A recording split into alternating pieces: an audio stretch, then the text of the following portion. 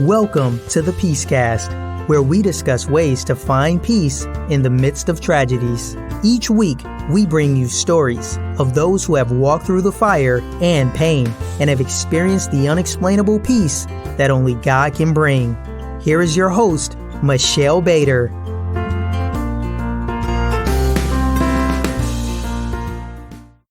Welcome. Thanks for joining us today. This is Michelle Bader with the Peacecast. We are on episode 2. Today I'm sitting down with my good friend Catherine, who is going to share her story of some really hard times that she went through and how she was able to find peace in God. And she's going to share some resources that have helped her and a lot of other things. So a little bit about Catherine, and then I'm going to let her introduce herself. Catherine and I go way back, I think about a decade or so. We've done lots of adventures, and she is an awesome wife and mom. She homeschools her kids. She has always been a great spiritual leader to me and always encouraged me. And I'm excited for you guys to get to know her. We call her the Catherine of all trades, like the Jack of all trades. She knows a little bit about everything, and she's going to have her own podcast soon. So I'm going to turn it over to Catherine. Well, thank you, Michelle. I didn't know that you called me the Jack of all trades or whatever. Good to know. Yeah. Catherine, could you tell me a little bit about yourself? So about me, I am a wife to Tim, a mom to two awesome and amazing gifts from heaven, my kids, Colton and Caitlin, that I am homeschooling, and passionately pursuing God and His Word, and all about like self-improvement and kind of a serial entrepreneur. Anyway, like Michelle said, I guess I am a little bit of a jack of all trades, into nutrition. Anyway. Thanks, Catherine.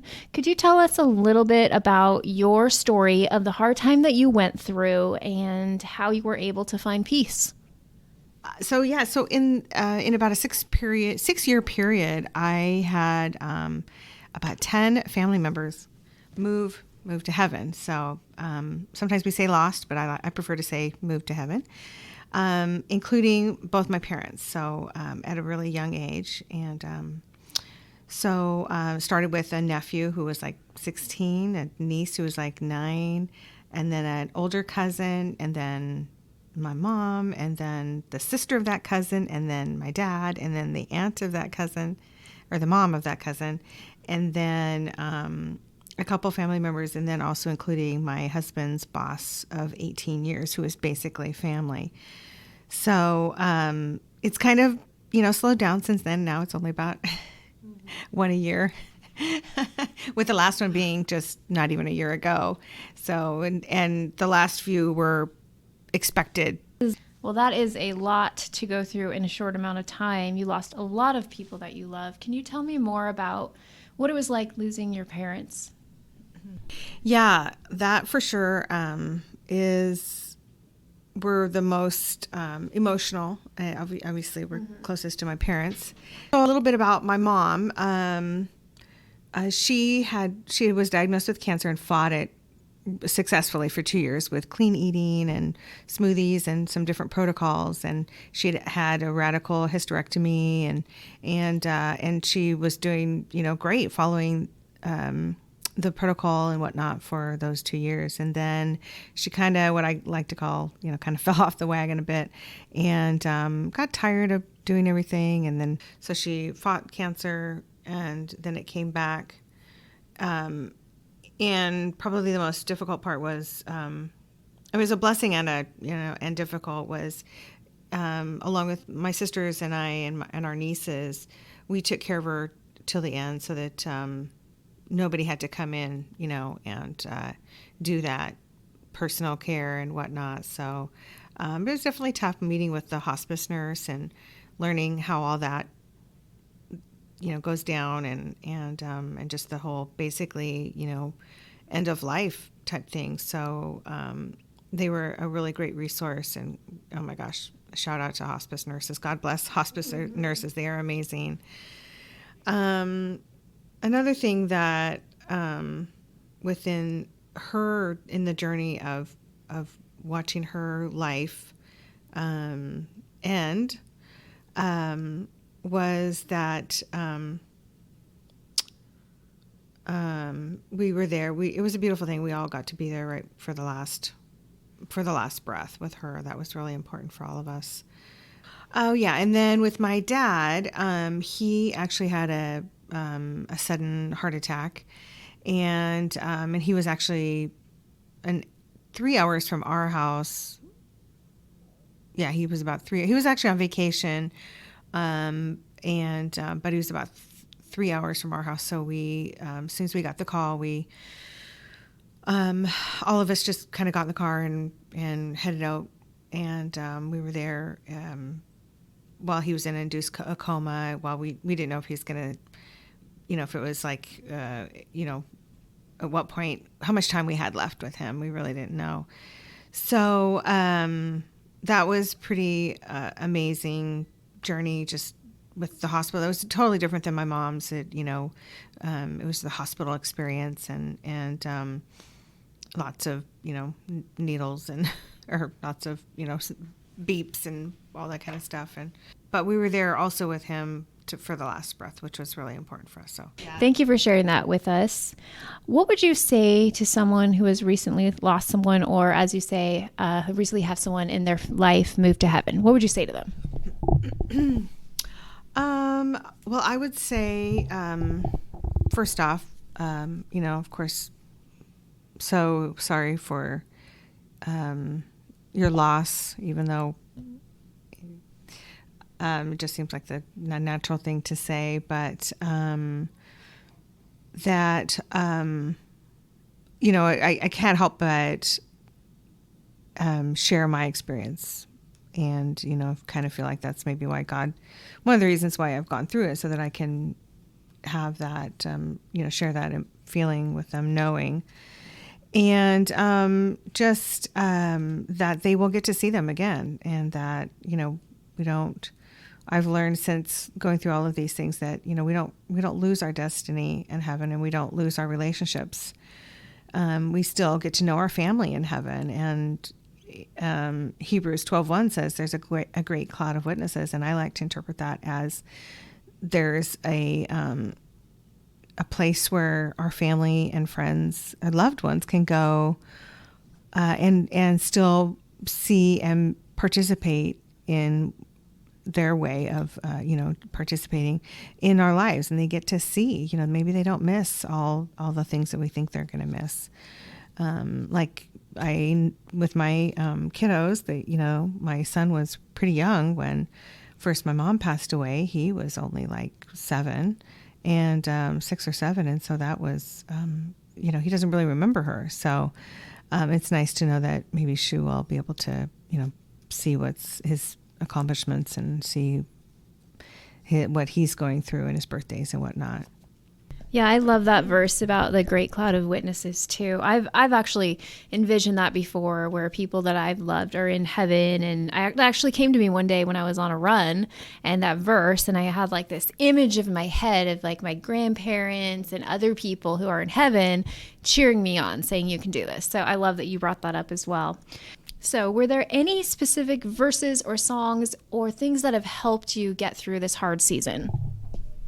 Well, one of the songs that I remember specifically God bringing into my life during my grieving time, for sure with my mom, was a song, Blessings by Laura Story. So that was really touching as I kind of learned to really be okay with my emotions and, have the tears when I needed to have the tears, when the tears wouldn't stop, when life goes on and we still have to, do the dishes and do the laundry and make dinner and, drive and vacuum and all that. And I just would find comfort in that, and just knowing that the tears that I really couldn't hold back during those mundane, just life things, it was really a blessing to me. And I just kind of really held that dear. Another thing that comes up is just one thing I learned when in my mama's last few breaths, really her last few less few minutes, I'd say, is that I just really learned that each of us have our own journey to grieve, our own way of grieving. And I really learned to not judge and how I learned that through was what I learned was when my mama was basically after she had breathed her last breath, my sisters and myself and all my nieces and everyone was there. The girls were all around her, just crying and touching her and just giving her hugs and caressing her cheek and forehead and all that, and just wanted the last few seconds with her. But yet my brothers were out on the porch, and they just didn't. That was their way. They, sometimes it's kind of funny. Well, I have lots of sisters. I have 5 sisters, and we pretty much just say that we bring the babies in, and we're there when they come in this world, and then we're there when they leave, and that's the way most of us want that. And so that was a real lesson for me, and a real kind of eye opener. Just that I don't judge anybody else. And I was just blessed to be able to be there for both parents when they took their last breath. That was a beautiful thing. I felt like just kind of sending them off to heaven kind of feeling. And another thing was, that was really comforting to me too, was that a book by Randy Alcorn it's called Heaven. And then there's that's a really big book, but there's another just kind of small little book, 50-page book called Biblical Answers to Common Questions About Heaven. It's just super comforting to know, and it just drew me closer to heaven. Made me want to go to heaven for a while. I mean, really more of an escape kind of thing, but I really felt like I wanted to, be closer. I felt like heaven was closer. Heaven was sweeter to me. Another thing that I would say to someone who had just lost someone, or if the conversation come up, that I feel like before this happened to me, I really didn't know what to say to people when they lost someone. I hadn't experienced it, and I feel like that's a kind of a gift in a way, so that I would know that it's important to remember them and not just ignore the fact that they were ever here, and their legacy, I guess, of sorts, to talk about them and their life, funny things, just sweet memories and whatnot. It really just keeps them alive in your heart, because especially as a parent or a child or somebody, super close to you, you never want to forget them. They had a huge influence in your life, and that'll never change. And so that definitely opened my eyes to that, to not be afraid, and just to be open to sharing with them and reliving the memories that are special to them. Was there ever anything that, kind of kept things lighthearted during this time period? Yeah, it was my son, who was he was only 3 or 4, I'd say, when my nephew passed away. So he was pretty young. But then by the time my mama and my daddy passed away, he was 6 or 7. And so I remember specifically one night saying prayers and talking to him, and then telling him about my husband's boss that had passed away. And at first he was kind of, sad and quiet. Oh gosh, he died. And I said, yeah, he died. And he said, he paused for a minute, and then he goes, wait, does that mean we have to go to another funeral? He wasn't too happy about that. So, well, most kids are, raised with going to weddings and baby showers and whatnot. My poor kiddos were inundated with multiple funerals that continue to this day. So that was pretty funny. Well, thank you, Catherine. That was a lot of great information that you gave us at the end on places we can go. And we're going to have all of the links in the show notes to the books, as well as the song that you mentioned. And, I think that your story will help other people. And I do believe that God does make beauty from ashes every time. And I'm sorry that you have had to go through this incredibly hard time. But I can see that through it, you have become stronger, and your story is going to help other people. So thank you again for being here today. And thank you all for joining us today on episode 2 of the Peace Cast. I hope you all have a wonderful week, and we will see you back next week with another story to encourage, equip, and walk beside you so that you can know that you are not alone and experience the unexplainable peace of God. See you next time.